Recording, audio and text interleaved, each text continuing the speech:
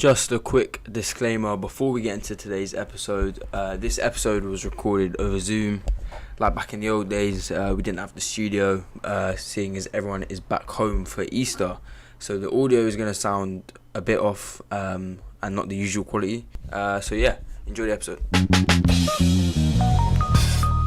What's good, people? Welcome back to another episode of the Four Quarter Talk podcast. Obviously, a bit of a different setting here. We're going to try to push through, see how we can get through with battling against my Sky Wi-Fi. I don't know what Jack's got going on, but Matas is in, the world's apparently the hub of Wi-Fi internationally back in Lithuania. But anyway, we'll introduce ourselves. So I'm obviously co-hosting Josh Masoki with my other co-hosts. Jack Brazil, it's truly a global game. We spread across the continent for this one. Matas is out in Lithuania, so I'm back here. Yeah, I'm good, thank you. Good. Probably better quality than our uni cameras that you have today. So. Yeah. Somehow. Yeah, this is an iPhone app, but apparently, man. This episode. But firstly, before we get into our main topics, I do have to say, great season. Congratulations to the NBA champion, Minnesota Timberwolves. It was a great run. Patrick Beverley with the Finals MVP. Man, sensational, man. Sensational. Yeah, man. What did you guys think of the celebrations and like the subsequent fallout over it? Because I tended to agree with JJ Redick with what he said. Yeah, I heard that as well. Because like, if you think about it, Minnesota, this is the second time they made the playoffs since 2004, right? And like, if we're not allowed to celebrate progress, then what are we allowed to celebrate? Like, everyone knows the Timberwolves aren't gonna win the title this year. I think Patrick Beverley knew that as well. But getting one over on your former team, who he felt disrespected by, I think was the reason for the majority of those celebrations. But yeah, the Timberwolves for the first time in about 20 years are on the right track. And that for me is, if I was a Timberwolves fan, I know some of them were like, "Oh, give us Memphis. We'll take Memphis in 6." Like, that's a bit mad, but go crazy, Memphis. Go crazy, Minnesota. And yeah, you made a great point about like the stuff that happened with George Floyd. A lot of police killings have happened in Minnesota. So there's been a lot of racial tension there as well. So anything like this to put a smile back on those faces in that state is good in my books. Yeah, no, I think both are kind of overstated a bit. Like, I don't think anyone was like, they shouldn't be celebrating. Like, I think it was just funny. It was just a funny. It was funny. I mean, you see Patrick Beverley snot bubbles crying. He jumped on the podium twice. Jumped on the. Did his best Dwayne Wade impression. And to be fair, I think the D Wade one was in the regular season, so it's like people clowning them for this, but that was in a regular season game. Was that when he hit the game? But that's when he hit the game winner on Golden State, wasn't it? Yeah. But at the end of the day, obviously, this is the standards of. I mean, this is the peak of Timberwolves basketball. So, I mean. I think like all this. I think the only one that I really have. Sorry, 1 second. The only person that I really have a problem with celebrating like that was Karl-Anthony Towns, because that performance that he put on. Jeez.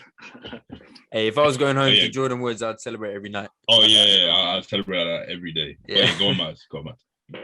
Yeah, I think like the celebration was fine, but like as Beverly, he over celebrated. Like he jumped on the table twice. You need too much. I think that's like the thing. Like, celebrating is fine, but like over celebrating, you don't need to do that. It's only play-ins. Like, you got in the playoffs. Yeah. But as Timberwolves fans said, everyone's saying act like you've been there before, but they haven't been there before. So yeah. That's true. Yeah. But what I will say is that if you guys watched the game, it was a fantastic game away from the celebrations. Timberwolves were down, I think, going into the second half. And obviously Cat was in foul trouble. And like, it was funny, like the way he was contesting. He was in everything trouble. Yeah, shooting trouble. But like the way he was trying to contest that these weren't fouls. Like, these are some of the most blatant fouls you will ever see. Like his foul. He has no basketball IQ, man. For real. Like, his foul to foul out was like just jumped on someone's back basically. And then you see the one where he puts his shoulder into Batum, and then that should have been a foul, but they didn't call it. And they did the exact same thing to Zubac on the same play. Literally, like, these are like GBH type moves, like that could land you in prison type shoulders. And he's like, no, yeah, man. Oh yeah, I do have to publicly say that like a public apology to Dirk Nowitzki for calling him the best shooter, big man shooter of all time. After one game. No. I've been wanting to say this for a while, because just the amount of videos I've seen since then of like Dirk in like tough playoff situations, the run he had. Obviously, no one was saying that that he was a better player than Dirk, but still, I think even though shooting is the skill of shooting, but the amount of, like, if you look at Cat in the playoffs, it's shaky. It's very shaky. I mean, we haven't got a body of work. It is a body of work type thing. So yeah, but it's a very small sample size, as we stated, with the Timberwolves only making the playoffs twice in the last like 20 years. Yeah. But do you remember the last time? That was that was rough. But he was also like third-year player kind of thing. But yeah, he needs to build up his resume. He needs to shoot in important moments and stuff. If the Timberwolves are gonna have any chance of beating Memphis, who have been great all year, I know the Timberwolves didn't exactly need his contribution against the Clippers because of how good Anthony Edwards and D'Angelo Russell were. I mean, second half he was amazing. Second half he was amazing. You change your tone on that man so much. It's funny. I know you want them to. I gotta say it how it is, man. I know you want them to get into the playoffs just so you can you have more slander material. I'm conflicted. Yeah, actually, I'm hoping they get bounced out, because if they get bounced out, we get a top 12 pick instead of a 15th pick. Oh, okay. But I like Paul George, so I want him in the playoffs. Like, you like him, yeah? All right, cool. His game, bro. I need his game. Just going back to the individual performances in that game. Paul George started really bad, but in the second half, I think he had 25 points, so he kind of made up for that slow start. And then Anthony Edwards, kind of that. I feel like in many ways this was his coming out party. This was the time where the spotlight was on him. The team needed every single one of those buckets, and he kind of stood up to be counted for. D'Angelo Russell as well. I think he had 1 point after the first quarter and ended with 30. So kind of running the clock back to those Brooklyn Nets days. And Patrick Beverley, not to discredit him as well. Like, although he'll get the headlines for the celebrations, he had a very clutch steal at the end against that 3 in the third. What? Yeah, where he like caught it in midair, and then one foot off. I think that was the only 3 he made for the game as well. Like he had 1 3 where he hit the back outside of the backboard, doing his best Paul George impression. But yeah, the Timberwolves they're a solid team, but as I said, they're gonna need Karl Anthony Towns to be back to his best if they have any chance against the Grizzlies. Mm-hmm. Yeah, Kurtz, his barbecue stuff he does, and I'm not gonna pretend I've watched Timberwolves games throughout the year. Yeah.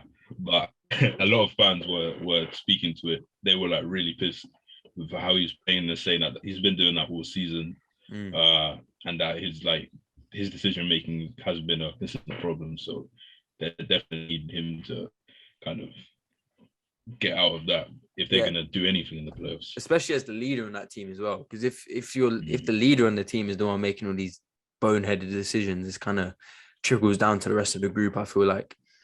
Especially how he's moving now, like since Beverly got there, he's on some Black Air Force energy. Like, you see, when he made his first field goal of the game, he like started like mean mugging. And he was like, "Come on, man!" I think it was just like a putback or something. It wasn't even like, because I don't think he had a field goal in the first half. So and at that point he was shooting really bad, but doesn't matter. Yeah, man. Whatever gets you going, man. But I love seeing that emotion, man. I do like seeing that emotion. No, for sure. I do like seeing that. No, you. That's what you want. Like, that's why the play-in is so good. Is that normally no one cares about this point of the season, and now you've got players care. Like, as Adam Silver, you want as many games as possible where players and fans care. Yeah, and where we shouldn't. If you want a successful league, it shouldn't be June before anyone cares. You know what I mean? So having that type of situation, I think is definitely a success. Like the whole play-in tournament as a whole, 100%. the model of People that try and people try and speak against it now are just hipsters. Like it's good for the league. I don't really see any bad aspect of it. Like it's good for the league, makes basketball competitive, gives teams like Minnesota and New Orleans something to still play for and care for. So it's good. I did want to address because a big criticism of it is the fact that like a team can be at 10 games above, and then because of seeding alone. But okay, go and prove your bet in a one game match. Go and prove your bet. Like especially if you're the 7 or the 8, you get 2 opportunities. So like there's not really, you know what I mean. And at the end of the day, you're playing to get swept the next series anyway. So unless you're Brooklyn. Yeah. Well, you never know. You're playing to sweep someone else. To sweep. Yeah, exactly. But let's talk about the other side. Let's talk about like the Nets game. Very good Brooklyn game. Just flexed there, like they just flexed their firepower there. Like Kyrie not missing a shot for his first half. Yeah, I think he finished 35 points, 80%. And the thing that gets me all the time, because like I have so much respect for Muslim athletes, because to do that with no food or water in your system is just unfathomable to me. I can barely leave my house without no food or water. So huge respect to Kyrie for putting on those type of performances. And it's almost like he's gotten better since he started fasting, which is crazy. I don't know if you saw his shot to end the half. Yeah, I'm proper thinking Kobe vibes. That's going to end the streak. That's going to end it. Yeah, proper Kobe vibes on that one. And then Kevin Durant having something like 11 assists. For that. I've got too much respect for that as well, because so many players, like, they're going to take the shot at the end of the buzz to save their field goals. And he had a result, he still took it. Like a tough shot as well. And Kevin Durant as well didn't have a eye-watering scoring game, but 11 assists just goes to show what type of player he is, can dominate in multiple facets of the game, and had some massive defensive plays as well. I think he had a steal on someone late in the game. I can't exactly remember, but he had some big defensive performances, and it made me think that Kevin Durant is a massively underrated defender as well. We don't really speak about that side of his game too much. But 11 assists. I think maybe the only player in history who's become better off an Achilles injury. It's crazy. Exactly. It's insane. And like those assists, a game plan that a lot of teams were doing against him, with like, especially when Kyrie was out over the last month, was teams would start double and triple teaming him, but not just out of the post like with Embiid or whatever, but like just straight as he crosses half, double teaming him, and he's gotten a lot better. He's reacted to that as a player of his stature would, and now it's resulting in assists. So it just makes it very dangerous. Yeah, Matas, talk to me. Are you worried? How worried are you about the Brooklyn Nets? If we had the healthy Robert Williams, there would be no worries. Yeah. How worried are you right now about the Brooklyn Nets? Celtics in 7, so I kind of worry, but not really. 7. Ooh. Championship contender going 7 against the Apes. Against the 7s. Whoa, crazy, man. Did you hear? Wow. Did you hear? What Bruce Brown had to say? Yeah, Bruce Brown's comments. I was going to say that. Yeah. KD shut that down ASAP. Yeah. The thing is, Robert Williams is out, but Al Horford, like this season, is one of the best shot blockers in the league. So I don't know why. And the thing is, it's Bruce Brown. That was a weird comment. It was a weird comment. Bruce Brown's a good player. Don't disrespect Bruce Brown. I mean, no, Bruce Brown, especially Bruce Brown's game is attacking the rim as well. So it makes sense for him to say that. But I was thinking, I like KD's comment after just shush. Just I liked when he said. I like when he said they all do the same thing. That was quite funny. Yeah, that was quite funny. Yeah, you don't want your role player giving out the bulletin board material, Yeah, exactly. Like, relax. And the one thing is, like, Nets fans are comparing this season to last season. Like, we beat them last year. Yeah, but the thing is, Brown didn't play. Romeo Langford started, Fournier started, so like it's a completely different team now. So I don't know why they're so confident. And like the seeding is there's not that many of them. Yeah, literally, we were 7th seed last year. We were 2nd. I mean, it's probably not even the same fans as last year anyway. It's Brooklyn, so. Yeah, that's true. And the thing is, right now, like straight away, like we have home advantage, and arena's gonna be full 100%. Where last season it wasn't full.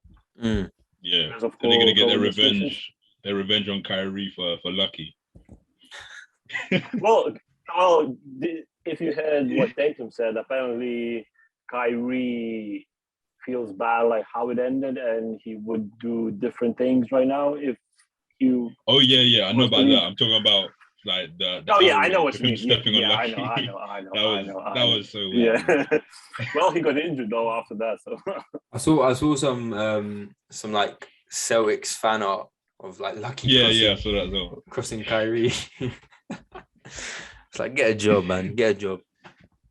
Get a job, bro. And then Big Baby when they were playing the Nets on like TV, and he got like sent out of his seat or whatever. And KD was like shouting over. Like, that ain't your seat, bro. It wasn't his seat. Yeah. But I've just seen a report that apparently Ben Simmons is eyeing Game 4 to make his return. So he's gonna send you guys on your way with the sweep. He's gonna be. Okay.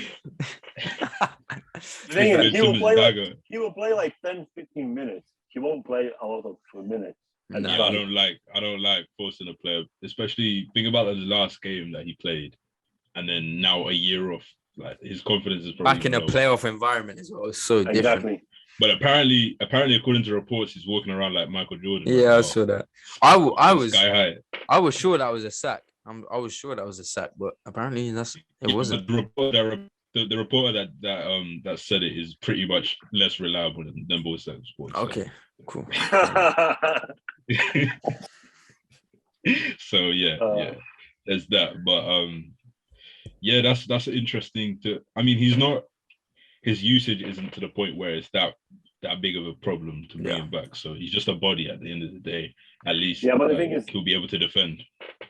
Defensively, I think Tatum managed over the year to elevate his game even more. So usually he can defend Tatum, but since then I think they played only once. He has him now. He has him. All-star, and the thing is, he usually defends well against Tatum, but Brown is always cooking him. Remember, Brown always cooks him. Remember who you're talking about though? This is a defensive player of the year candidate. This ain't not this year though. Yeah, obviously not this year because he hasn't played. But I'm saying last year. Whose fault is it? He's walking around like Michael Jordan, so exactly. Plus, have you seen the highlights from the practice, bro? He's shooting at 3 balls on, man. We've been here before, man. We've seen that before. Every single offseason. I saw someone subfeed. Are we already in off season when he's shooting the ball? Yeah, exactly. Yeah. Do you remember the funniest one of those for me? Do you remember when do you remember the videos of Mitch Robinson when he was like Yeah. And then everyone's calling him like a 7-foot guard. Mitch, he's doing like step back threes against like people in just an open run in the gym. Yeah, YMCA runs. Man. Yeah. Well, you're facing a different Ben Simmons now because he's got Maya Jama. So that's got to be something. That's true. That's plus 10 raw attributes. Plus 10 raw attributes. Yeah. Hey, man. That's going to be an interesting series, though. That's going to be a very interesting series. Yeah, that should be a very good series, I think. I mean, that might be the best first round series. Yeah. To be fair, I think Toronto 76ers has potential. Yeah, that's another sleeper. A lot of people are tipping the Raptors in that one. Yeah, I've seen a lot of Raptors at 7. Well, Thibault can't play in Toronto. He can't, no. He can't. And Nick Nurse has famously had a plan for Embiid. He has famously had a plan for that man. Didn't he once hold him to 0 points in like 30 plus minutes or something? Yeah. So we'll see. They got the bodies defensively for sure. 100%. Like in terms of matchup, they out of any team they probably match up best with Embiid. Harden is not beating the playoff allegations against the Raptors, man. No way. Yeah. It's not happening, man. He just said that he has nothing to prove. So there's that. Yeah. There's definitely that. Yeah, that's gonna be a very, very interesting series. That could definitely go to 7. Another series that could go to 7, Bucks Bulls. I thought we were talking about the playing. I thought we were talking about the playing. Yeah, we'll move on. Yeah, we're going off topic now. We're going off topic now. But okay, just before we do get to the playoffs, let's go over awards for the regular season. A lot of them are pretty heavily contested. Mm-hmm. But yeah, we'll start with Coach of the Year. I think Monty has earned it. Part of it obviously is just how he's been over the last 2 seasons plus the bubble. Obviously, it's just this season, but the consistency, taking the Suns to a franchise record in wins. I mean, they could have pushed for 70 if they really wanted to. 100%. So just been consistent all year. With both of their stars have been out for stretches. There's not much to really be. I think it'd be very harsh if he didn't get it as well, considering last season as well. And if you look at the clutchest players in the league in terms of plus minus, I think 5 out of 6 are Suns players. I think that tells you a lot about Monty Williams in the clutch. I don't think as much as like Chris Paul and Devin Booker are historically clutch players. When the game is on the line with 5 minutes to go, you don't bet against the Suns because they are the clutchest team in the NBA, and that's a lot to do with Monty Williams. So and just how he empowers his players as well. You look at a player like Campaign, who is floating around the league, and then as soon as he gets to the Suns system, I don't know. Yeah, the biggest resurrection since Jesus himself. Yeah, man, he was just Russ's dance partner a few years back. Then he goes to the Bulls, and he's has no future in the league. What was the quote? No, I think he was at the Bulls before OKC. I'm pretty sure. No, he literally started at OKC. We drafted him.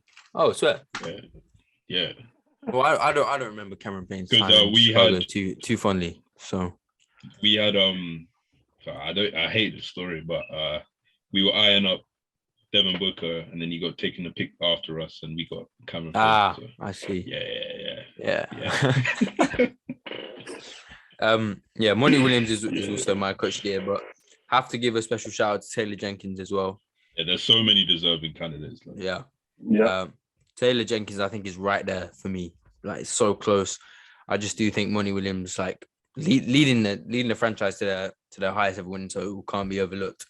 And that's with the Steve Nash Suns. Like, those teams were really high up in wins. Yeah. So those were like 60 plus or approaching 60 wins every year. Yeah, this is not the Timberwolves. Like, this is this franchise. This franchise has had some stars. You had Charles Barkley back in the 90s. So that's no easy feat. But Taylor Jenkins, the way when we talk about dealing with your stars, we've all seen the stat with when Ja Morant's out the lineup. Same. I think adaptability separates a good coach from a great coach, and to be that adaptable, finding a way to win, finding solutions, empowering your players for them to step up in the absence of a star. His defensive scheme as well. I love his defensive scheme. It's very, very switchable defense. When they take Steven Adams out and they put like Brandon Clark in at small ball 5.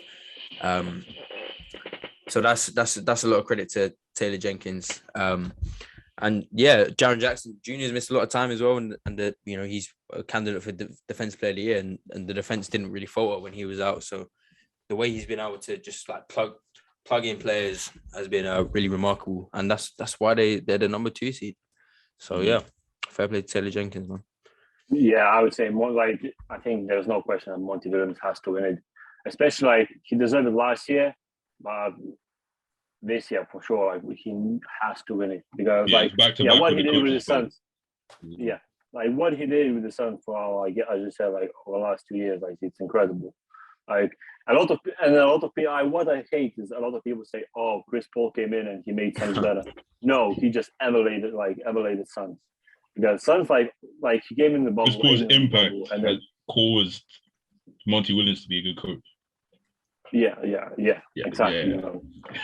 So Monty Williams, like what he's doing like this year, like last year with the Suns, so it's incredible. But yeah, like there's a lot of, I think there's Monty Williams, and then there's like 3 or 4 that can be second easily. All right, Rookie of the Year, one of the most controversial ones for sure. It is. Had a look at this. One little aside is that I'm not liking this latest Jalen Green thing, because if you're gonna put Jalen Green in that conversation, then when Giddey's the only like rookie in the West that has any case, and he's been out for like the last month, so he's out of it. But with such a heavily contested race, you can't build a Rookie of the Year case off 2 months. You can't do that. All these awards, they just try to go the last 2 months. Like you'll just get some random person in the last stretch that just overtakes 2 people that are still playing the same way. Yeah. But yeah, I'm going with Scottie Barnes. I'm going with Scottie Barnes. I think obviously a lot of people will say Evan Mobley, and a big part of mine is kind of how one of his arguments was how high the Cavs were at a certain point.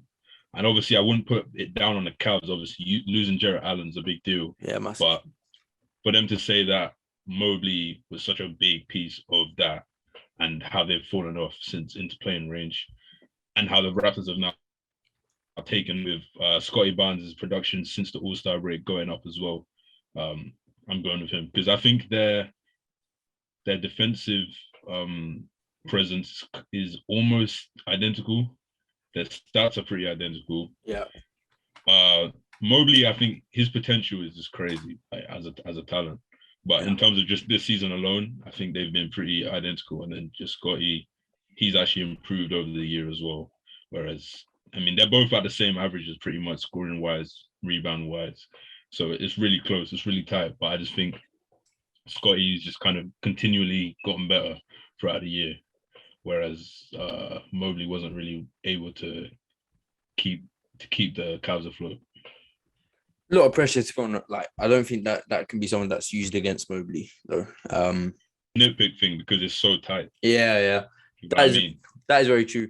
The only thing I would say, I've gone with Mobley, and what I will say in terms of you saying that Mobley, I don't think you were saying Mobley hasn't elevated the Cavs, but I don't think that's what you were saying. But I think I think he has in the sense that the Raptors have always been a competitive franchise. So Scottie Barnes obviously has added to that, and he's another great option. But I think Mobley's impact was felt more because you could see from last year's Cavs to this year's Cavs was kind of night and day. Obviously, Jarrett Allen was a big part of that. Garland and Jarrett Allen, pretty big part. Yeah, but obviously Garland took a step, but I think Evan Mobley probably allowed some of that step as well, taking some pressure off him, converting some of his assists, creating more space because Evan Mobley's inside-out game, defensive impact as well. I think his defensive upside is through the roof with his length and his size and his athleticism. And yeah, to get the Cavs, kind of make the Cavs respectable since the first time since LeBron. So I'm going with Evan Mobley personally. Yeah, I think Mobley and Scottie Barnes are both like very close who can win it. But I think the fact that Mobley missed like some time as well, that like gives advantage to Scottie Barnes. And I want to say one thing, like I think Cade Cunningham, he just had like good last couple of months, but like he started very slow. He was injured very slow. Yeah, he started late as well, so it's unfortunate for him. Yeah, so I think he had a very good chance. But yeah, I probably would go with Scottie Barnes as well, because how like he's very good. Like Raptors are being amazing as well, and like like you can see like people like all the like media and stuff like when they go and watch actually like in the game and they like see Scottie Barnes, like he's huge. Apparently, like he's like basically some people compare him to like Kawhi, how like in person like they're like much bigger than they look. And yeah, like I think like, and I will always remember when Raptors drafted Scottie Barnes, all the Raptors fans were like, "What the?" Well, like, what the hell are you doing? Like, why? Jalen Suggs. Instead of Jalen Suggs, they were so unhappy, and then now they just probably they have to time for Masai Ujiri, right? That they picked Scottie Barnes. Yeah. To be fair, where he was projected, he was a player that I think we were thinking of drafting between Gideon and him. So yeah, people thought it was a reach or whatever, but yeah, because Suggs was pretty much linked with for age, wasn't he? So it was seen as like a done deal. But yeah, like Barnes has just been like absolutely elite. It's just earlier in the season, because they've been tight all season, and earlier on, a big separator between the two.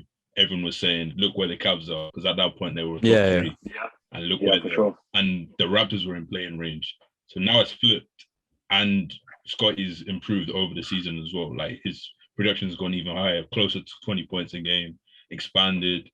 Like his growth since the start of the season has been insane as well.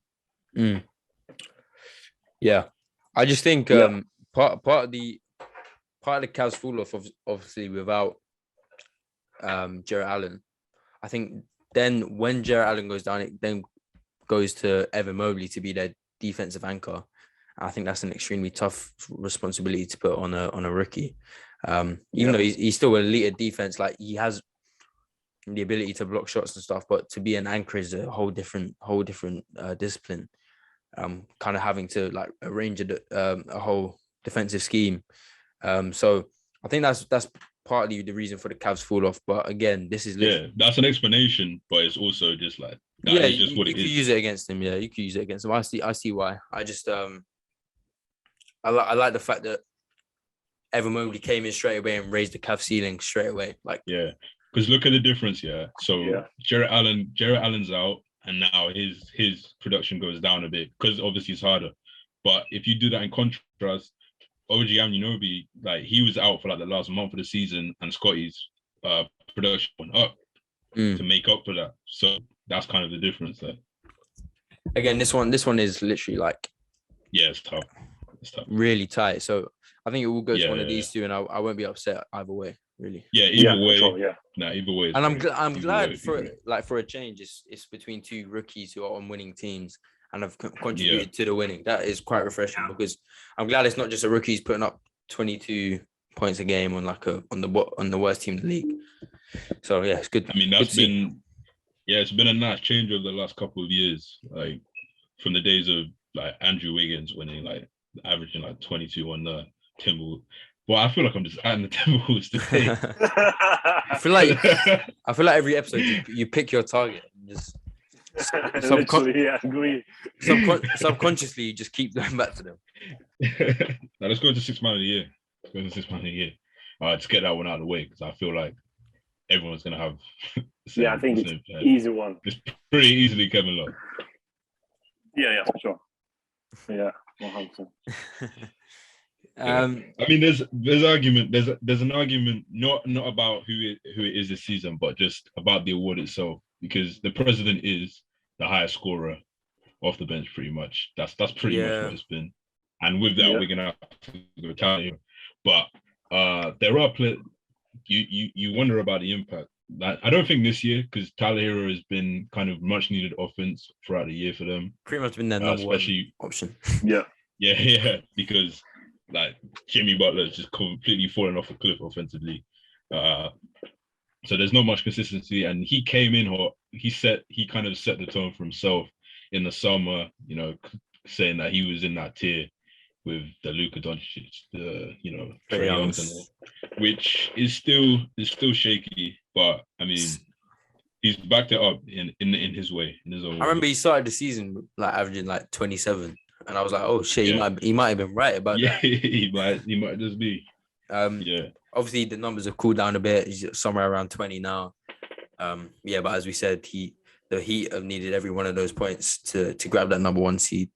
But now there's a big question mark going into the playoffs now, because obviously it wasn't just him, but the whole Heat had like a really shaky first round last year. And obviously this isn't the bubble anymore. So again, they're going to need him to increase that production even more if they're to have a good chance of winning it all.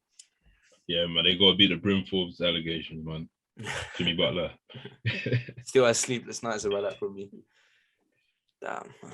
I think it's like probably easiest award to give out of everything, because it probably as like you said, and also a lot of people that would be six men have started a lot of games because of injury and COVID and stuff. So exactly.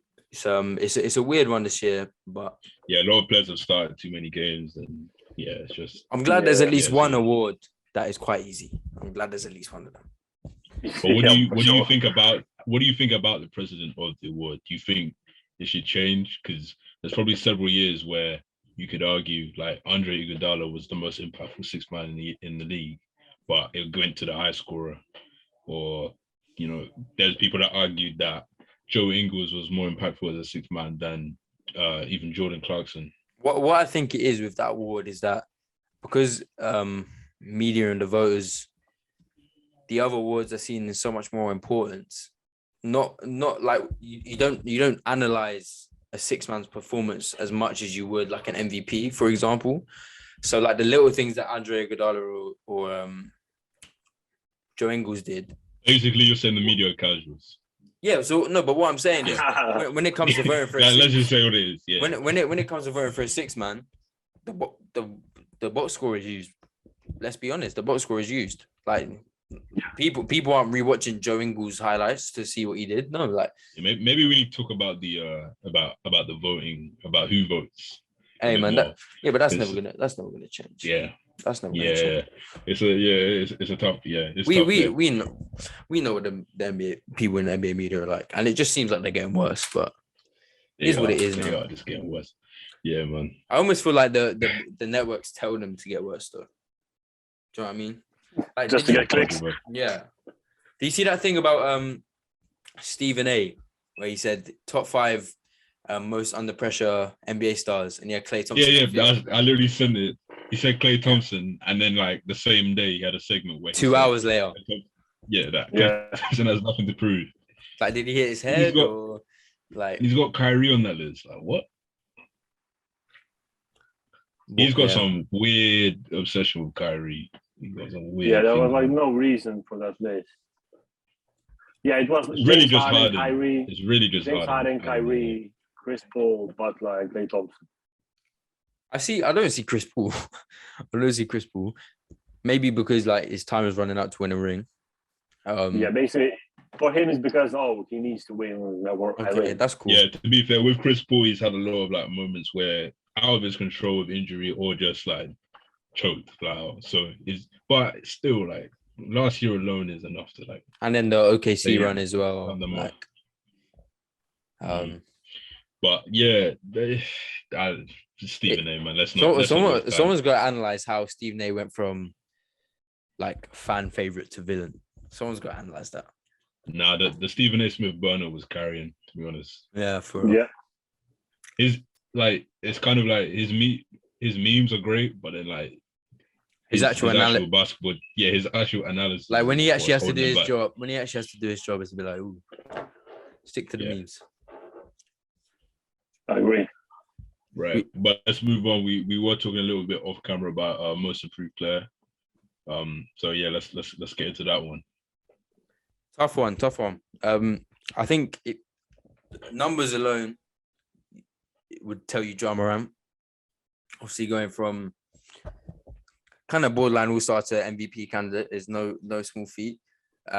Would you guys? Because we were speaking about it a little bit off camera. We said about the argument that he was the second overall pick. Do you think that's a valid argument?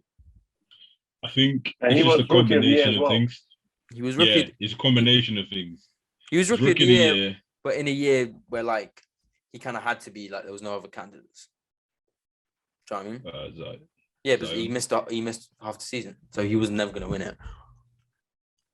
Yeah, you're right. Do you know what I mean? But and it's like, but he hasn't fallen off because I guess he's kind of just continued from where he was from the play-in moving forward. Because last season, if I remember correctly, he was kind of. You say from the play? Did you say from the play-in? Yeah, last year. Because like pretty much. Game. No. But what I'm saying, because they went into the playoffs. Yeah. Okay, that's fair enough. Yeah. But probably even earlier than that. I think last season he started off kind of slow, and he did. There was a lot of bold takes about him not being like a top young player and stuff like that. Yep. Then towards the end of the season, he went kind of on the tear, and he just kind of continued since then. Yeah, it's tough because he has improved a lot. And there's a lot of things where people thought he's gonna regress a bit. He has also missed quite a bit of time throughout the year. We talk about what the team's done without him. Just that amount of games is quite a lot to have missed. Yeah. What are they like 20-2, 20-5 or something? Yeah, so which also I don't think should be held against him either. Like in their record. No, not the that. Games not missed. The games missed. The games missed. Just the games missed. No, like people argue.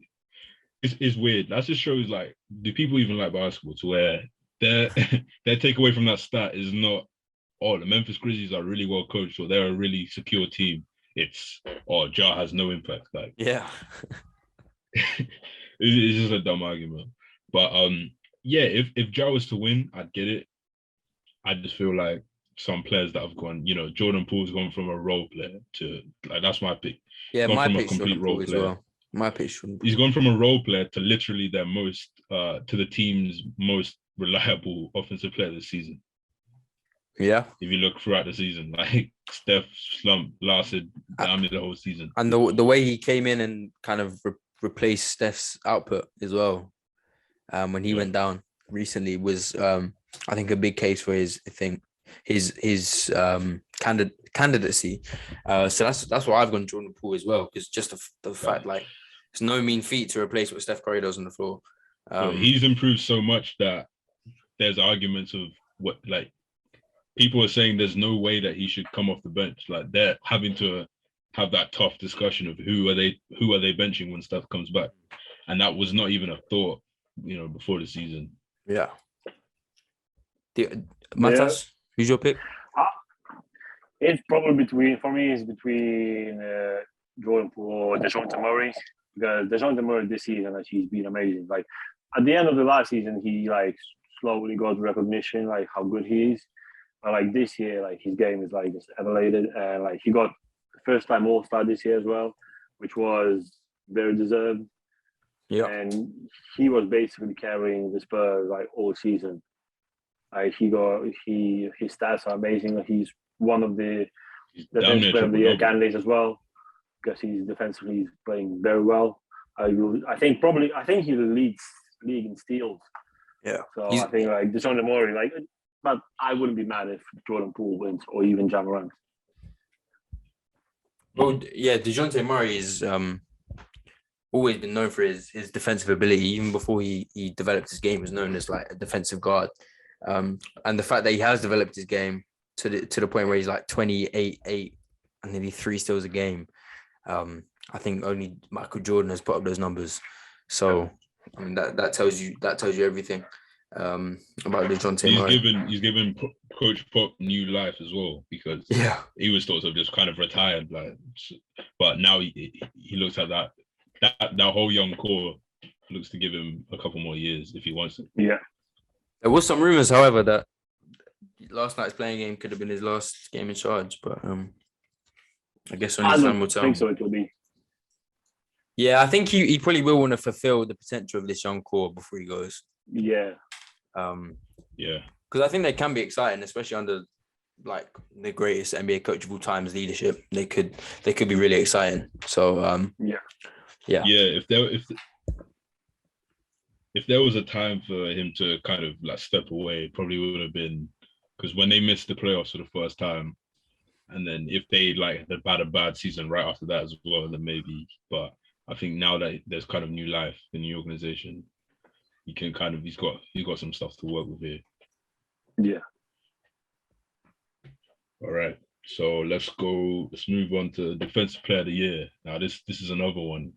This is another interesting one. The ladder, if you've been keeping up, the ladder is very interesting as well. Keeps changing. How a lot of these awards, the ladders are really inconsistent because you'll just have like, firstly, towards the end of the season, there'll be way too much movement, like they're going week to week. Yeah. And it'll be completely different, even though it's a body of work type thing. And then sometimes, because with going back to the Rookie of the Year, like with Mobley, there was just different ones where a player would just go all the way down to like outside of the top 3 after like 1 week, or a player would have a really bad week and then they would stay like first or whatever. But with this one, I actually want to hear Matas's answer first. I will be biased, but I think I'll be biased, but I think a lot of people would agree with me that Marcus Smart is Defensive Player of the Year, because I think it's his only chance to win as a guard, because he's having a very good season and other bigs as well. Like they have a good season. He should win it because it's his only chance. No, I mean he's playing very well. Wait, I'll pull his stats. Pull up the stats. Someone I know you had them ready. I'll pull his stats. So you don't have them up already, man. No, I don't. I actually don't. He's got them tatted. He's got spreadsheets printed out. Like this season, he's amazing. Defensively, like he's the main voice on best defensive team in the league. He always dictates where all the players have to move and stuff, and he can guard basically 1 to 5 majority of the time. And okay. Right. Wait. Slowly. Yeah, Mark Smart he's first in the league of loose balls recovered per game, 4th in loose balls. So like 5th in steals per game, 5th in defensive win shares.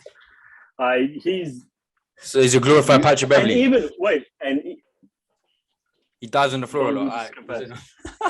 And even Gary Payton said like Mark Smart should win it. Yeah, he's having a great, he's having a great season. As a point guard, like first season as a proper point guard where he facilitates and defensively he moves very good. You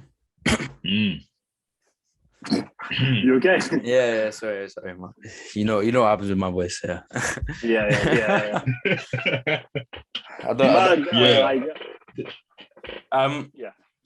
No, I do think Marcus Smart definitely has a case.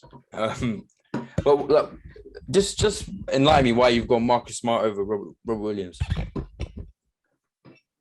I think start of the season was slower for Robert Williams. Okay. He started the season slow. The start of the season was pretty slow for your whole team. What? The start of the season was pretty slow for everyone involved on that team. What was your defensive rating for the first half? I would say like 11th, 12th, something like that.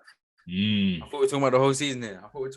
Yeah, man. Are we doing half? Are we doing defensive player the second half? No, but Smart was leading in some season. He was leading in steals at one point as well. And like Rob Williams, I think he kind of struggled to play with Al Horford at the same time.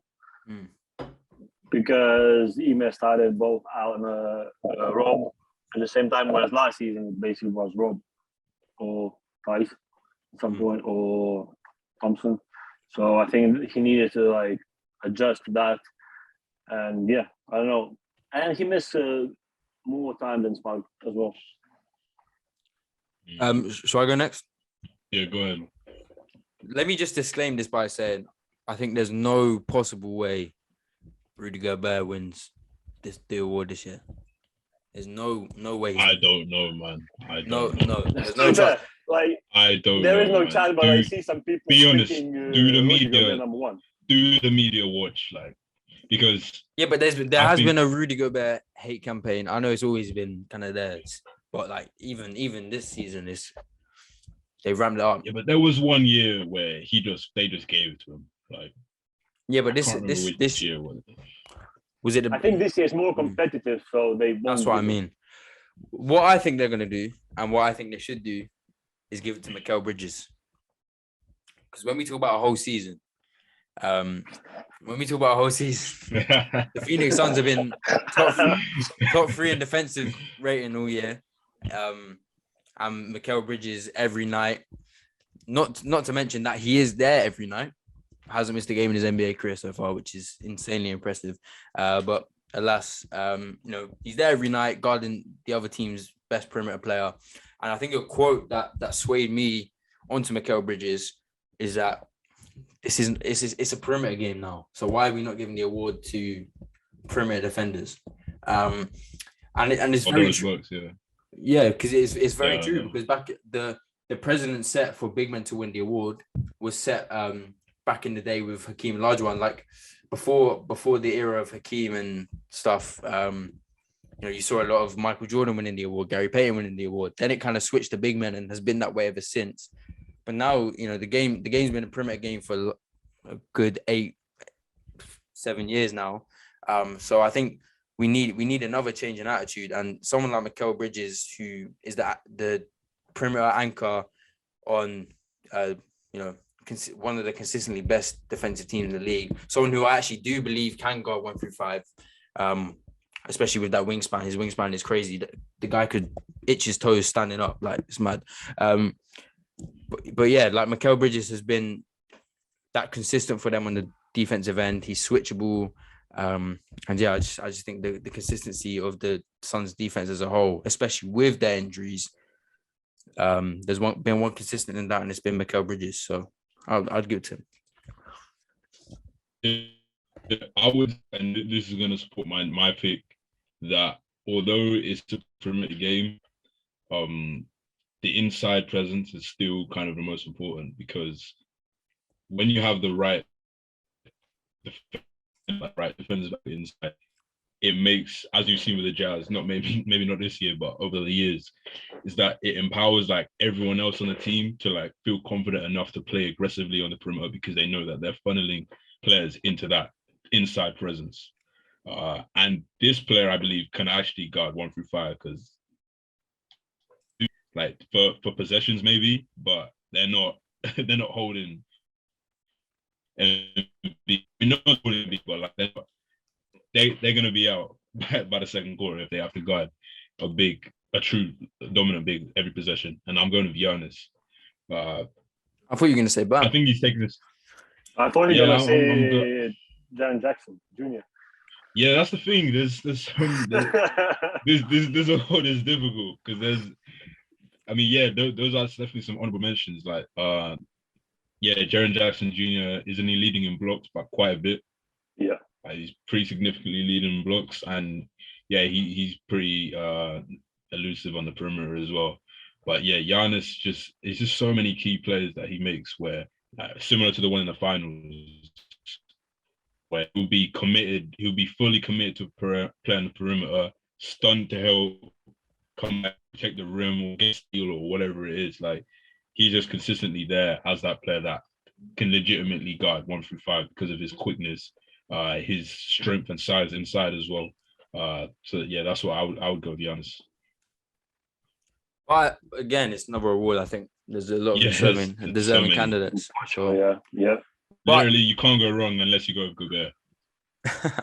But I would like to see them take a change in approach this year with a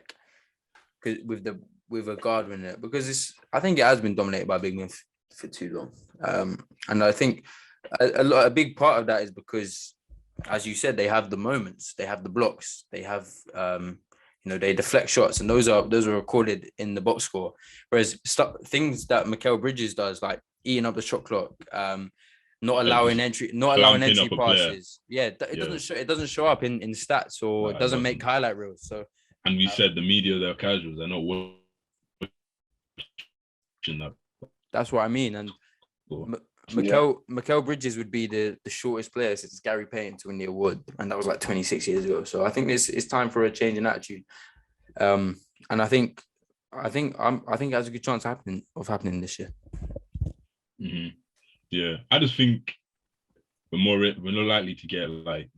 I mean, would you calling Giannis a big or a wing? But we're moving away from positions anyway. Yeah. But in terms of the most like impactful on defense, you'd want a Giannis about like that mix of being able to move on the perimeter, move your feet.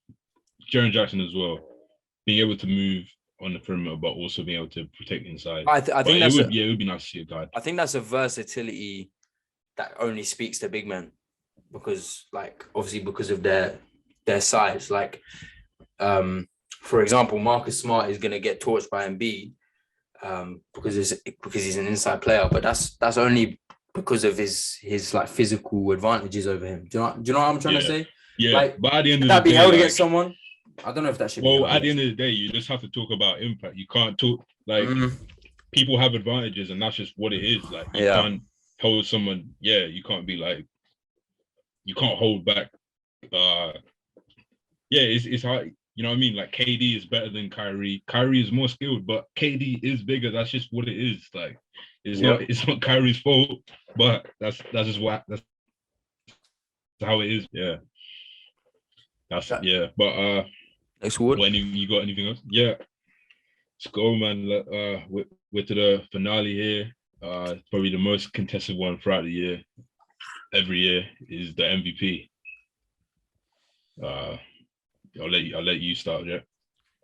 I think it's Nikola Jokic, man. I think it's Nikola Jokic. I mean, I'm gonna cite his biggest fan StatMuse here because they literally post about him like 10 times a day. Every day, man. Literally 10 times a day. But and I'm not gonna bring up like fucking PR and stuff like that because just like if I have to, because that's his only argument now. It is VORP. What are they? They're making up acronyms now. If I have to apply a Pythagoras theorem to make my argument, then I'm not doing it. But come on. in terms of like value to a team, I don't think there is a more valuable player than Nikola Jokic. I know that's never how the award has been done because LeBron will win it every year. But to keep your team in a top 5 seed, top 4 seed, without your 2 main stars, and like the impact in difference when he's on the floor and off the floor, I think in terms of offensive rating or something, when he's on the floor, they're a 62 win team. And when he's off the floor, they're a 17 win team in terms of offensive rating. Stats like that just speak volume to his overall impact on his team. You know, there was that stat we were speaking about in the group chat the other day. 2,000 points, 1,000 rebounds, 500 assists, and everyone was saying, "Oh, Westbrook did that, whatever." It's like, what award did Westbrook win the year he did that? What award did Wilt Chamberlain win the year he did that? Like, first player, top 10 in points per game, rebounds per game, assists per game, and field goal percentage in the last 50 seasons. Like, this is a historic season we're seeing from Jokic. If last season wasn't good enough, he's just improved on it. And I don't know if you saw the quote from KD where he said, I wouldn't give it to Jokic because he hasn't improved that much on last year's numbers. Well, he's up to 27 points per game from 26. He's up to 14 from 11 rebounds, 8 assists like last year. He's up on steals. He's up on blocks. Anyway. That's what KD said. I don't know what he's talking about. Maybe I got sacked. I mean, he won MVP doing that. So yeah, field goal percentage is up, even though he's taking way more shots. It's like, for me, Jokic is just the most impactful player in the league. Simple as it, this year. So I'm going Jokic. I would say. Go ahead. I would say Jokic as well because just what kind of players are around him. Like there was Michael Porter Jr., but he injured the first few games of the season. And he wasn't playing that well anyway. Yeah, exactly. And no Jamal Murray throughout the season, and he had to carry this team to the playoffs. And not even the playoffs. A 5 seed. Like he has them. 6. They have. Are they 6 seed? But didn't they get above? Hold on. Let me look at the standings real quick. But I see that. They got above 50 wins. I'm pretty sure, didn't they? So, no. 48 wins. 48. Damn. 48. Well, still, that's still a lot of wins. Yeah, to be fair, comparing with this team, like without Jokic, this team would have been nowhere near. They'd be a lottery team. They'd be a lottery team. Simple as that. Yeah, exactly. And his impact of I think even offensively, I think even defensively, he's underrated defender. His defense. He's had a lot of clutch defensive plays. Anyone that uses the defensive defense against him, it's just outdated now. Casual. Yeah. The second option on his team is Will Barton, who averaged 14.7 points this year. No other team no other team in the NBA didn't have two players who averaged over 15 points per game this year. Nuggets were the only team with only one player above 15 points per game, and they're 6th seed in the West. And I know that seeding is going to be used against them, but again, it's 3 wins. Yeah, and it's very similar to the Westbrook thing as well, where it's because of the historic nature of the season, I think you just look past it, and the only reason they are the 6th seed is because of that player. Yeah. Mm-hmm. And in this year, I mean, he's gonna 3-peat. The unanimous between us three is Jokic. Because the seeding thing is pretty disingenuous considering the fact that the other 2 candidates have 51 wins and he has 48. Cool. They want to. It's pretty identical. None of the teams are. Wait, are the Sixers? Do they have a top 3 seed? None of them are. Yeah, none of them are first, are they? No. So at the end of the day, you can kind of throw it out the window because the stats are staggering. He has the argument in terms of help. He's lost his 2 main contributors throughout the year. What hurts Embiid is the fact that they acquired Harden, even though it's tough because his big argument was what he was doing without Ben Simmons and without a replacement for Ben Simmons. Yeah. Harden's come along and he's only really taken away from his case, but hasn't really actually helped that much. But so it's tough there. But Jokic's just been there. He's been consistent all year. They have no business being where they are in the West, with people even looking at them as a team that could upset their matchup in the Warriors because of that stylistically. So I think for all the points that have been said, it's got to be Jokic. It's got to be Jokic. But I want to say Embiid is having amazing season. He's playing amazing this season. I wouldn't be mad if he won it. Yeah, but I think just Jokic just because of his team and how he basically carried throughout the season. And I saw a lot of people saying what more can Embiid do to win MVP? And it's there's not really much else he can do. It's just there is one better player than him this year. It's unfortunate, man. It's unfortunate. It's tough. Yeah. He's having an all-time season for a big man. Look, James Harden had 3 MVP level seasons, but they just happened to be during Curry having an all-time season, Russ having an all-time season, and Giannis having an all-time season. So it ended up at 1 MVP, but it just happens. It's unlucky. And this year, basically, finalists Jokic, Embiid, and Giannis. So all international players. That's that I really like to see. All international players are finalists for MVP. Well, it's about to be 4 seasons in a row where a non-American has won the MVP. So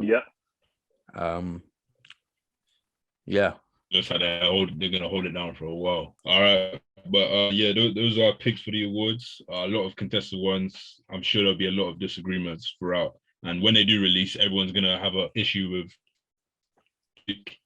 But I mean that's just a part of the awards and media voting for them. So that's great to see. But that's it. That's gonna be it for this episode. It's a bit long, but we're great. We're happy to be back, and we're gonna do it through any conditions that we have to move our trip wherever I'm at. But man, that's the podcast.